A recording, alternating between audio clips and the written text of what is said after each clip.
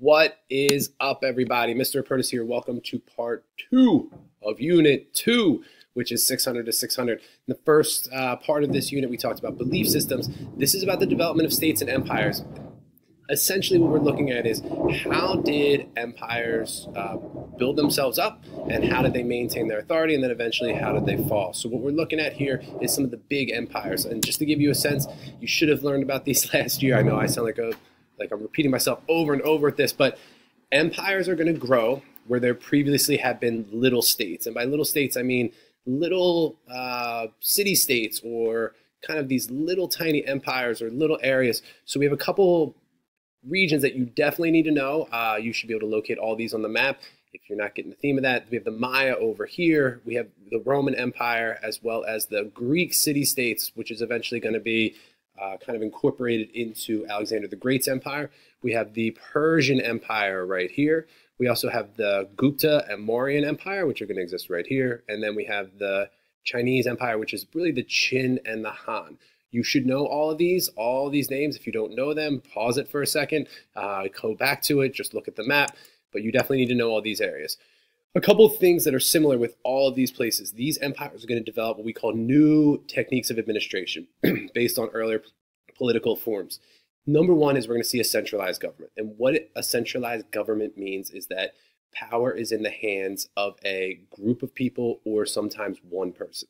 And the power and the decision-making all revolve around that individual or the individuals. So in this case, when we talk about centralized government with empires, we're usually talking about a king. We could be talking about a quote-unquote Caesar. We could be talking about a sultan. There are lots of different terms that are given to these, but the power is in the hands of one person. Also, we see elaborate legal systems, where in the past time period, in 8,000 to 600 BCE, when we were seeing really just kind of like a basic form of legal codes, Hammurabi's code, for example, now it's going to become more elaborate. And the example usually is the Roman law code, where in the Roman Empire, it starts kind of as the 12 tables, and then it gathers up more, where you are going to start having in the Roman law code, trial by jury. You're going to have the ideas and a lot of the concepts of civil court, criminal court, and the way you can appeal your court system, or appeal your decision by the court. And this is going to become much more elaborate, similar to what you'd imagine in the United States today, where we have this huge legal process from the time you are arrested all the way through appeals that you can make. Also, we're going to have bureaucracies. I don't know if you're familiar with this term, bureaucracies, but these are just people who work for the government. And as in working for the government, they help carry out the government's laws and ideas. We see this in almost every of these classical civilizations.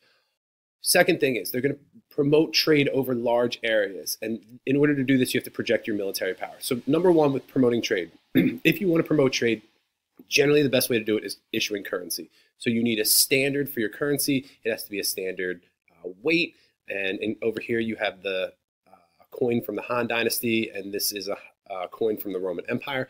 It makes it easier to trade as opposed to, for example, bartering, where it's like, here's 2 bushels of wheat for 2 bottles of olive oil. Now you can actually make it currency. It just makes it easier to actually trade. Also, there's a lot of diplomacy. We're going to have agreements over trade pacts and who's trading with whom.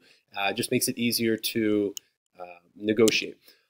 Also, we're going to have military. We got to have a strong military. And in order to have a strong military, there's kind of 3 things. One, you need over here fortifications and roads. The Roman Empire is the epitome of this. All roads lead to Rome is kind of the old saying from the Roman Empire. This allows not only for trade, but also allows for your military to go out and conquer places. You need to have fortifications, meaning you need to have forts, where not forts like a pillow fort like you had growing up, but like a fort as in like areas throughout your empire that are going to watch for enemy invaders. You also need supply lines. You need areas along your, up here, for example, in the Roman Empire, you need areas that you can actually have supplies delivered to the soldiers who may be way up here. And lastly, you have to include conquered people. In the Roman Empire, they're going to allow conquered people to become part of the government and actually vote. And this allows the people to feel part of something as opposed to conquering them and forcing your beliefs. And just kind of an example here, these are examples of kind of military techniques. And we obviously have the Great Wall of China, which is going to be built around the Qin, end of the Qin, start of the Han Dynasty.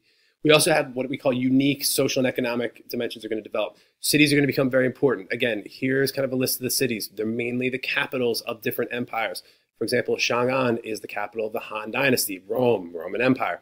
And these cities are going to be the center of trade, public performance, religious rituals, political administrations, a lot of the stuff that you'd imagine today. For example, Washington, D.C. There's a lot going on there. And as a result of this, people are going to travel to those places to engage in commerce or trade, as well as just to for public sphere, public life. Also, we're going to have social hierarchies are going to exist. These are going to include slaves, artisans, and I got merchants, elites, caste groups, and we have a couple different here. This is the Roman social class structure, and what you see here at the top is the imperial family. You got senators, equestrians, et cetera, and you have slaves at the bottom. Over here, you have the Han social class system.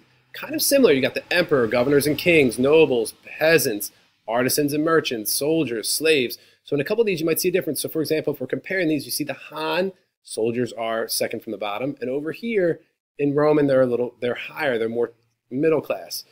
Over here, you have the Gupta, the Mauryan and the Guptas, same type of thing. You see the priests, the warriors, and then the farmers, merchants, craftspeople, and then the untouchables. And in a lot of ways, the untouchables are going to be similar to slaves, although they are paid for their work. So just a couple examples here of the different ways we are going to use, set up these social classes to encourage different jobs. Also, we're going to have to provide food for people and reward loyalty for the elites. So we're going to see something like slavery in the Roman, Han, and Persian Empire. So it's going to exist. And in a lot of ways, if you have slavery, those slaves are going to do jobs for the people who are, quote unquote, the elites.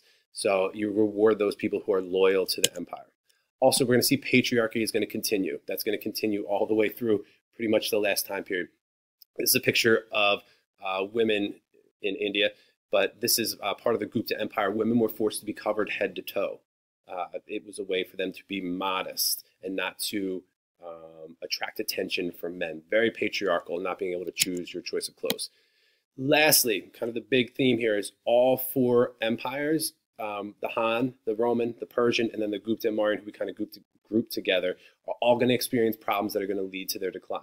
One, if you get too big, if you expand and expand and expand, one problem that you're going to have is protecting your borders because you are too big. It's too hard to control. So over the course of time, there's going to be security issues. And all of these things that you have, whether it's your fortifications and your supply lines and all of those stuff from earlier that helped you build your empire, that's going to start reducing.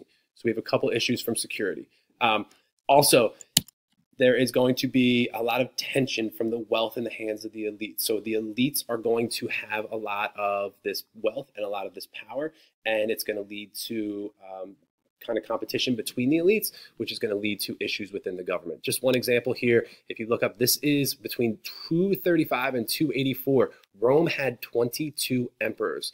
Most of them are going to be assassinated. Imagine who's going to do the assassination. The elites, the people who are wealthy, who think that they have a claim to the throne. Now, of course, some of them die in plague, some of them are murdered. The poor guy died in a lightning strike here, but you get the point. So that's where we're going to kind of wrap up for today.